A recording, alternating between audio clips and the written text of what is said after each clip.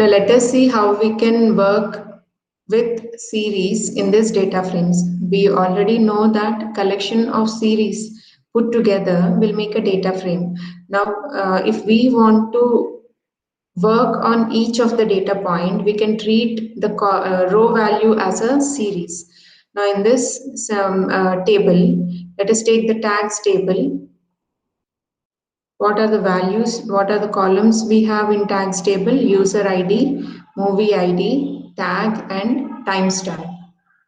Now from this table, tags, if you want to know what is the value in the index location 10, I location stands for index location. In this index location 0, what values do you have that you are taking into an object row underscore 0 and you are displaying this type.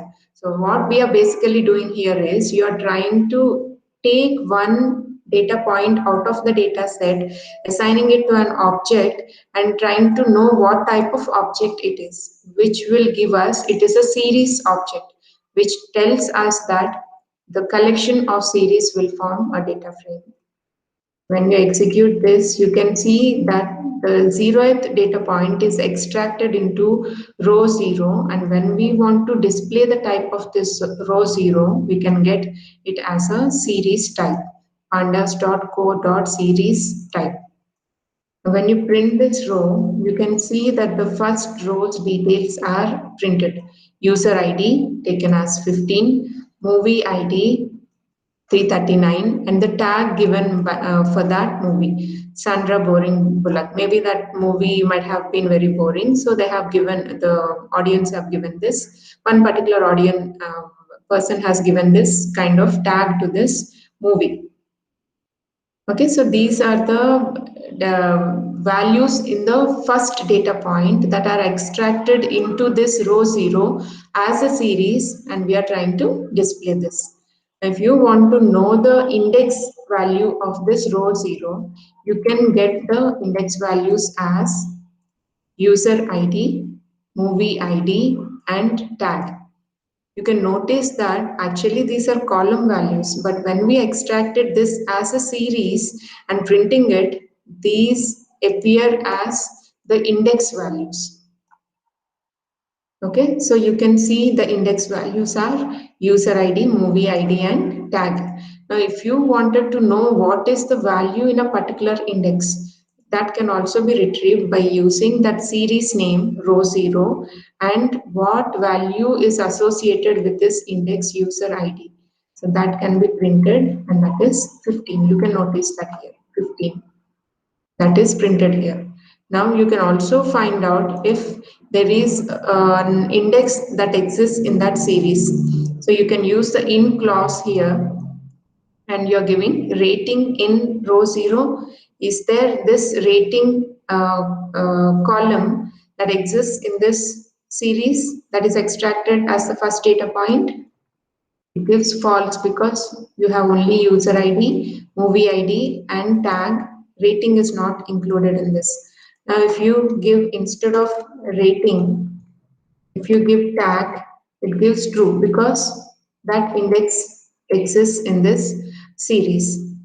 Now, if you wanted to get the name of a row, in this case, the data point that is extracted is placed into row underscore 0.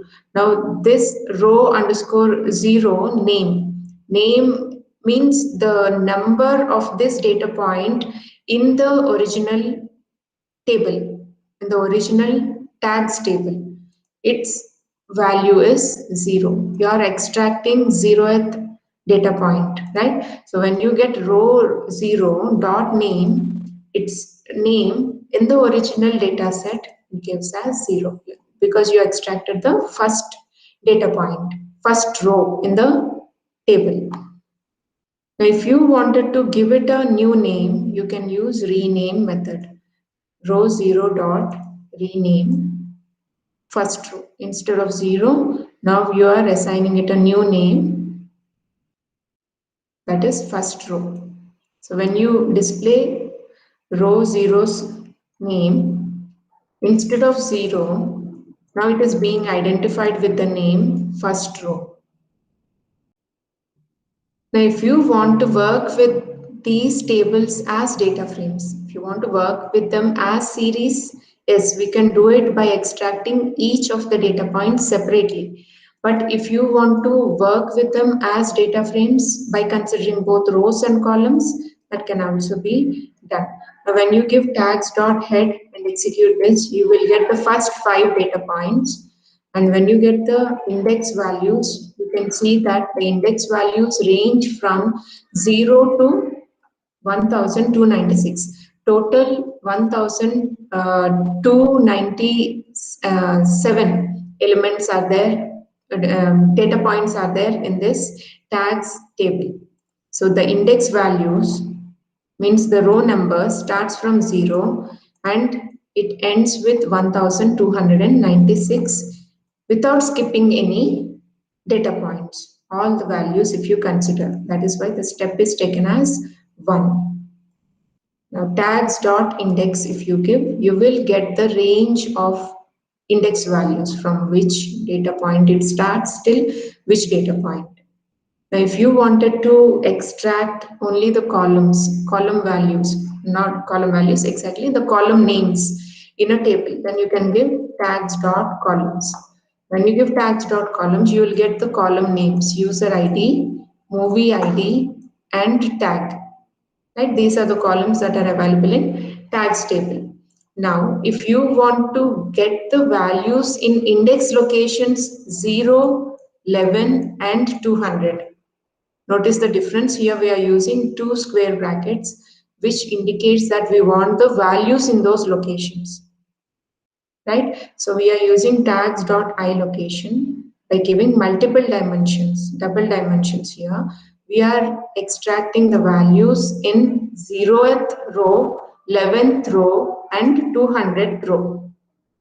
So you can see those values being extracted from the 0th row, from the 11th row, and from 200th row. What are the column values, corresponding column values that is being displayed here.